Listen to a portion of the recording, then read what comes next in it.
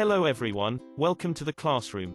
This video is the third and final part of the short series where we introduce to you the commonly encountered medications used during an emergency. Are you familiar with the medications in the crash cart or resuscitation trolley? It is important for us to know what are the medications available, their indications, and how we use them. These are the medications that we will discuss about today: vasopressors and inotropes. They function by vasoconstriction and increasing cardiocontractility. If you want to know about the other medications listed, do click on the links at the description down below. Mean arterial pressure (MAP) is a product of cardiac output (CO) and systemic vascular resistance (SVR). By increasing either cardiac output or systemic vascular resistance, the mean arterial pressure will be increased. Vasopressors increases vasoconstriction, which then leads to increase in systemic vascular resistance. Whereas, inotrope increases cardiac contractility, thus improving cardiac output. Some of the drugs that we are going to talk about have both effects. Noradrenaline, adrenaline, and vasopressin are some of the major vasopressors used.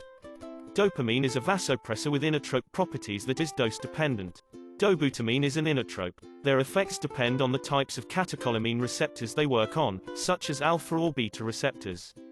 Alpha-1 receptors are present in vascular bed and the heart. It causes peripheral vasoconstriction and increased cardiac contraction. Beta-1 receptors have both positive chronotropic and inotropic effects on the heart, which affect the heart rate and contractility respectively. Beta-2 receptors in vascular bed act as peripheral vasodilators. Dopamine receptors are present in cerebral, coronary, splanchnic and renal vascular bed, leading to vasodilation. It is important to understand the differences between these medications. Noradrenaline has strong alpha and moderate beta action. This leads to a significant increase in SVR and a relatively less increase in heart rate. Noradrenaline is used in distributive and cardiogenic shock. Noradrenaline is administered by continuous infusion. The initial dose in cardiogenic shock is 0.05 to 0.4 microgram per kilogram per minute. In septic shock, start with 0.01 to 0.15 microgram per kilogram per minute. Titrate the infusion to the desired hemodynamic response. Adrenaline has the same effect on alpha-1 and beta receptors. Adrenaline increases SVR through alpha-1 receptors, increases heart rate and cardiac contractility due to beta-1 action. In the previous video, we spoke about the use of adrenaline in cardiac arrest and anaphylaxis. Now we know how useful this drug is in patients with shock.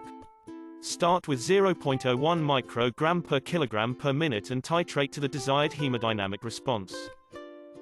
Dopamine is a precursor in production of noradrenaline and adrenaline. Hemodynamic effects of dopamine are dose-dependent, hence there is overlap of clinical effects between dosing ranges. At low doses, dopaminergic receptors activate renal artery vasodilation, resulting in increased renal blood flow and urine output.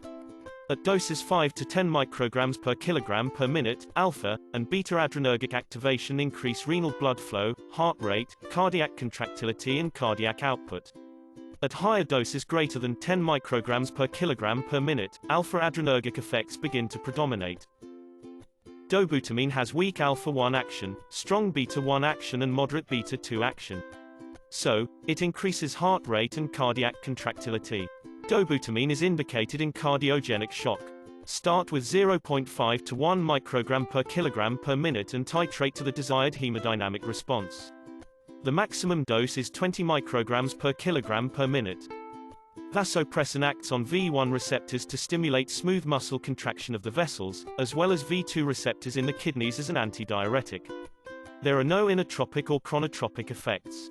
Vasopressin act as an add-on vasopressors after noradrenaline for distributive or cardiogenic shock. The initial dose is 0.1 microgram per kilogram per minute, which can be titrated up to 1 microgram per kilogram per minute, according to the hemodynamic response. That is it for today's class. Do consider to go through the materials again and try to fill in this table. Click on the links down below to revise some other drugs discussed in our previous videos. If you find this series helpful, do not forget to give us a thumbs up and share it. Have a great week.